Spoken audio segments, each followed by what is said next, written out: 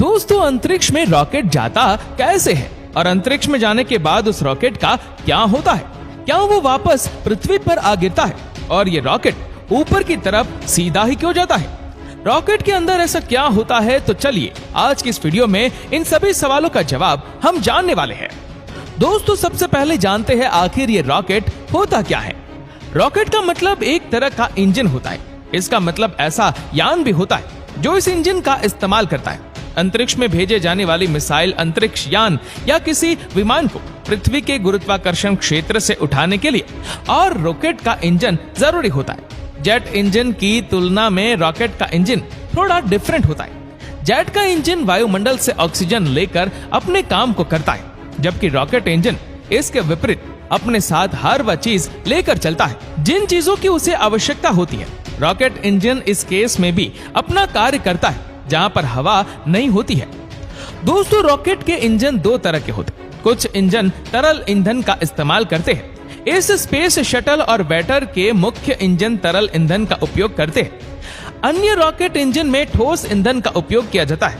इस space shuttle के किनारे में दो सफेद ठोस रॉकेट बूस्टर्स होते हैं, वह भी ठोस ईंधन का इस्तेमाल करते हैं। दोस्तों, आखिर रॉकेट का इंजन काम कैसे करता है? बेसिकली रॉकेट इंजन भी अन्य इंजनों की तरह काम करता है।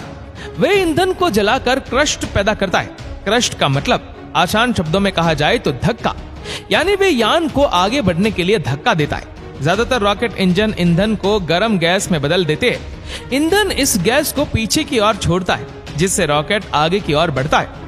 अंतरिक्ष में कुछ ऐसा नहीं होता है जिससे धक्का देकर इंजन आगे बढ़े। ऐसे में यह सवाल उठता है कि फिर रॉकेट आगे कैसे बढ़ता है? दोस्तों, रॉकेट न्यूटन की गति के थर्ड लॉ के आधार पर वर्क करता है। यह नियम कहता है कि हर क्रिया के बराबर और विपरीत दिशा में प्रतिक्रिया होती है। रॉकेट का इंजन गैस को बाहर की ओर धक्का देता है। इस प्रक्रिया में गैस भी बराबर ताकत से आगे की ओर रॉकेट को धक्का देती है। इससे रॉकेट आगे की ओर बढ़ता है। क्या आपने देखा है कि अगर आप हवा को एक गुब्बारे से बाहर जाने दें तो क्या होता है? हवा एक तरफ आती है और गुब्बारा विपरीत दिशा में चलता है। रॉकेट उसी तरह से काम करते हैं। तेज गति से इंजन की नोक से निकलने वाली निकास गैस से रॉकेट को आगे की ओर बढ़ाती है। दोस्तों, अंतरिक्ष कहां से शुरू होता है? अधिकांश जेट विमान 15 किलोमीटर या फिर 50,000 फीट से ऊपर नहीं उड़ते हैं, जहां उनको उनके इंजनों में ईंधन जलाने और उन्हें उड़ने के लिए पर्याप्त ऑक्सीजन मिलती है। लेकिन ये अंतरिक्ष शुरुआत के आसपास कहीं नहीं है। अंतरिक्ष को आमतौर पर पृथ्वी से लगभग 100 किलोमीटर की ऊंचाई पर शुरू होने के रूप में परिभाषित किया जाता है। एक मनमाना बिंदु, जिसे कभी कभी कर्मन लाइन के नाम से भी जाना जाता है। किसी भी रॉकेट को पृथ्वी के गुरुत्वाकर्षण क्षेत्र से बाहर निकालने के लिए 1 सेकंड में 11.2 किलोमीटर की स्पीड हासिल करनी पड़ती है। इतनी स्पीड को हासिल करने के लिए रॉकेट बहुत ही तेजी से ईंधन जलाते हैं। एक अंतरिक्ष रॉकेट के अलग अलग भाग होते हैं: इंजन, ईंधन टैंक और कोई बाहरी रॉकेट बूस्टर। एक रॉकेट का सबसे बड़ा और यकीनन सबसे दिलचस्प हिस्सा रॉकेट का इंजन होता है। इंजन जो उसे आकाश में पहुंचाता है। जैसा कि हमने पहले ही कहा था, रॉकेट जेट विमानों और पृथ्वी पर काम करने वाले अन्य ईंधन से चलने वाले वाहन से भिन्न होते हैं, क्योंकि उन्हें अपनी ऑक्सीजन की आपूर्ति करनी होती है। आधुनिक अंतरिक्ष रॉकेटों में एक तरल ईंधन जैसे तरल हाइड्रोजन और तरल ऑक्सीजन द्वारा संचालित मुख्य इंजन होते हैं, जिन्हें विशाल टैंकों से पंप किया जाता है। ईंधन, जिसे प्रोपेलेंट भी कहा जाता है, और ऑक्सीजन, जिसे ऑक्सीडाइजर कहा जाता है, वो कम तापमान और उच्च दबाव में संग्रहित किया जाता है। इसलिए इसे एक निश्चित आकार के टैंक में ले जाया जा सकता है, जिसका मतलब है कि रॉकेट ईंधन की समान मात्रा पर आगे बढ़ता है।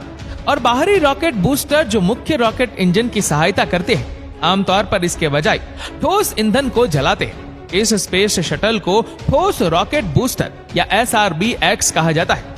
बिल्कुल इसी कारण से वे बड़े अंतर महाद्वीपीय बैलिस्टिक मिसाइलों की तरह अधिक काम करते हैं, जो ठोस ईंधन को भी जलाते हैं।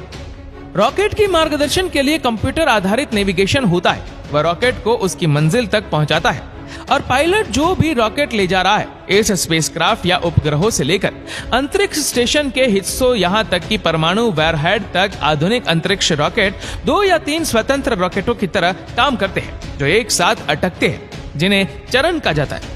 हालांकि आमतौर पर केवल अंतिम चरण में रॉकेट के सभी महत्वपूर्ण पायलट शामिल होते हैं। निचले चरण बदले में टूट जाते हैं क्योंकि वे अपने ईंधन का उपयोग करते हैं और केवल ऊपरी चरण रॉकेट की अंतिम गंतव्य यानी कि जो उसका लक्ष्य है वहां तक पहुंचता है। कुछ रॉकेट स्पेस शटल और यूरोपियन एरियन रॉकेट के पूरे झुंड की तरह दिखते हैं जिन्हें एक साथ स्ट्रैप्ड किया जाता है। बीच में एक मोटा जिसमें कुछ स्क्रीनियर होते हैं बड़ा केंद्रीय रॉकेट मुख्य होता है।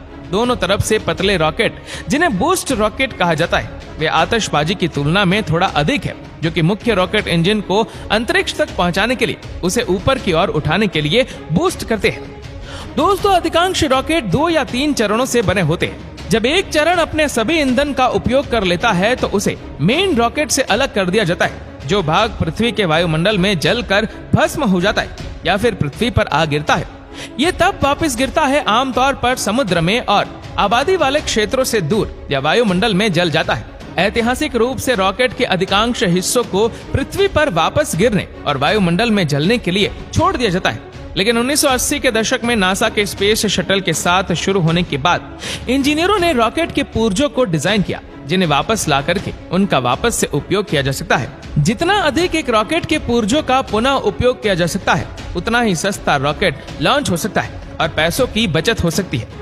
दोस्तों रॉकेट एकदम सीधा ऊपर जाता है जबकि प्लेन ऊपर जाने के लिए अपने रनवे पर दौड़ लगाकर जाता है।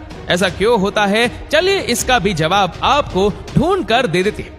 दोस्तों किसी भी विमान को ऊपर उठाने के लिए धक्के की जरूरत पड़ती है। एरोप्लेन पक्षियों और उड़ने वाले कीट के पंखों से जब हवा टकराती है तो इस हवा को पंखों से पीछे ठेलकर वे ऊपर उड़ते हैं। रॉकेट में पंख नहीं होते और इसीलिए उन्हें ऊपर उठने के लिए जरूरी धक्का उनके इंजन से ही मिलता है। प्लेन ज्यादा भारी होता है और उससे ऊपर उठने के लिए हवा को बहुत ही तेज गति से पीछे छोड़ना पड़ता है। इसलिए वे पहले रहने पर कुछ दूर चलकर पंखों से हवा को ठेलने जितना बल प्राप्त करता है। रॉकेट को जमीन पर दौड़ाने और फिर आसमान में धक्का देने के बजाय उसे सीधे हवा में उठा देने का काम इंजन आसानी से कर पाता है। रॉकेट और एयरप्लेन दोनों एक ही सिद्धांत पर काम करते हैं। दोनों गैस को पीछे छोड़ते हैं और उससे उन्हें आगे जाने का धक्का मिलता है। तो दोस्तों ये तो हो गई रॉकेट के जलने और अंतरिक्ष में जाने की बात। अब आखिर सबसे पहले रॉकेट का आविष्कार कब और कहां हुआ था? ऐसा माना जाता है कि 12वीं सदी के आसपास चीन में रॉकेटों का आविष्कार हुआ था। इन ठोस रॉकेटों को आतिशबाजी के लिए इस्तेमाल किया जाता था। युद्ध में सेनाओं द्वारा भी इनका इस्तेमाल किया जाता था। 13वीं सदी में इन रॉकेटों का एशिया और यूरोप में ज्यादातर हिस्सों में आतिशबाजी और युद्ध में इस्तेमाल होने लगा। अगले 600 सालों में लोगों ने बड़े और बेहतर रॉकेटों को विकसित किया। इनमें से ज्यादातर का इस्तेमाल सेनाओं द्वारा किया जाता था। तो दोस्तों आपको ये वीडियो कैसी लगी हमें नीचे कमेंट करके जरूर बताएगा।